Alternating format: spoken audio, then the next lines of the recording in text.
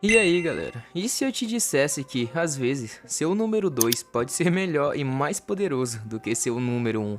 Parece estranho, né? Mas na verdade, faz mais sentido do que parece. Atualmente, no mangá de Blue Lock, tá rolando França versus Japão, e o Hugo tá destruindo, moleque. Botou o Japão no bolso no primeiro tempo, e ele vem martelando umas ideias na cabeça do Izagi, que é, seja o número 2. E eu vou te falar que isso não é tão ruim quanto você imagina. Eu vou te explicar essa ideologia que o Hugo tanto prega. A ideologia que o Hugo tenta colocar na cabeça do Izagi vai muito além de só ser o número 2. Na verdade, ele tem muito mais a ver com destino. Para ele, cada jogador já nasce com algo que define o que ele realmente é dentro do futebol. Alguns nasceram para ser o número 1, aqueles que carregam o time e fazem os gols. Mas outros nasceram para algo diferente, para ser o número 2. O próprio Hugo é um exemplo disso. Ele sabe que o maior talento dele está em controlar o jogo, dar passes e criar oportunidades. Então ele não tenta forçar algo que ele não é. Ele não tenta se tornar o melhor atacante do mundo. Em vez disso, ele evolui no que ele já nasceu para fazer. E é exatamente isso que ele começa a questionar no Izagi. Porque o corpo do Izagi vive no limite, sempre cansado, sempre se esforçando além do que parece natural, como se ele estivesse tentando ocupar um lugar que talvez não seja o destino dele. Diferente de jogadores como Itoshirin, que simplesmente nasceram para disputar o topo. Então a filosofia do Hugo é simples: não tente ser algo que você não é. Evolua naquilo que você nasceu para fazer, porque ser o número 2 não significa ser fraco. Não significa ficar na sombra. Na verdade, um número 2 pode brilhar tanto quanto qualquer número 1.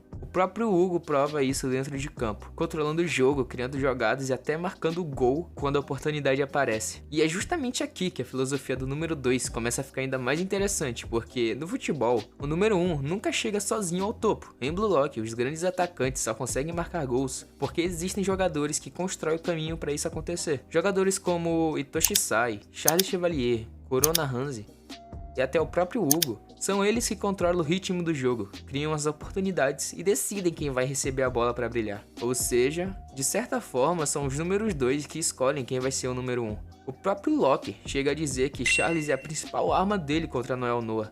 Não porque Charles é o atacante, mas porque ele quem cria o sistema que permite o atacante vencer. E a Liga Neo-Egoísta mostrou isso várias vezes, quando jogadores como Helmikage, Kurona, Charles, Hiyori e Kiora decidem se conectar com seus números 1, tudo muda, porque quando esse vínculo acontece, o atacante simplesmente se torna imparável. E foi exatamente isso que permitiu momentos absurdos na história, como quando Izagi Oishi conseguiu superar Michael Kaiser. Porque, no final das contas, o número 1 pode ser quem faz o gol, mas muitas vezes é o número 2 quem decide quem vai chegar lá. E é exatamente por isso que essa filosofia do número 2 é tão perigosa dentro de Blue Lock, porque o projeto criado por Jinpachi Ego existe justamente para provar o contrário, que apenas o egoísta que quer ser o número 1 absoluto pode se tornar o melhor atacante do mundo. Mas quando você olha para o que realmente acontece dentro de campo, a história parece ser um pouco diferente. Mesmo os maiores atacantes precisam de alguém que construa o jogo para eles, alguém que enxergue as jogadas, alguém que entregue o passe perfeito, alguém que crie o momento em que o gol se torna inevitável. Ou seja,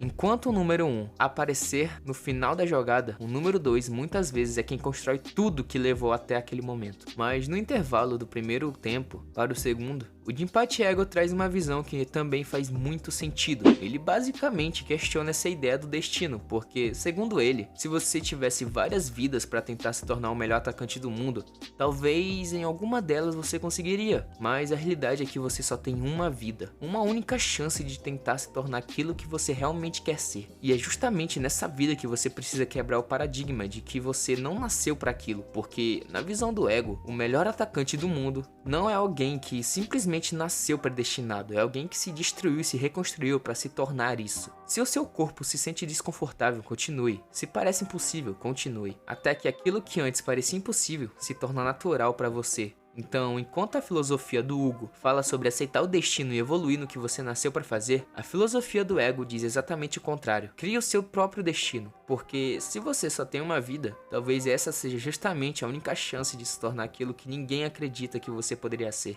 Mas me diz, qual dessas ideologias faz mais sentido pra você? A do Hugo, que acredita que cada pessoa já nasce com um destino e que o melhor caminho é evoluir naquilo que você realmente nasceu pra fazer, mesmo que isso signifique ser o número 2? Ou a do Jinpachi Ego, que acredita que destino não importa e que se você quer algo, você precisa se destruir e se reconstruir, até se tornar aquilo que deseja. Querendo ou não, ser o número 2 pode ser melhor que ser o número 1. Talvez o Hugo esteja tentando provar que, no fim das contas, o jogador que decide quem brilha pode ser ainda mais importante do que aquele que marca o gol. Se inscreve no canal, deixa seu like e comenta pra me ajudar. E me diz nos comentários, você acredita no destino ou no ego?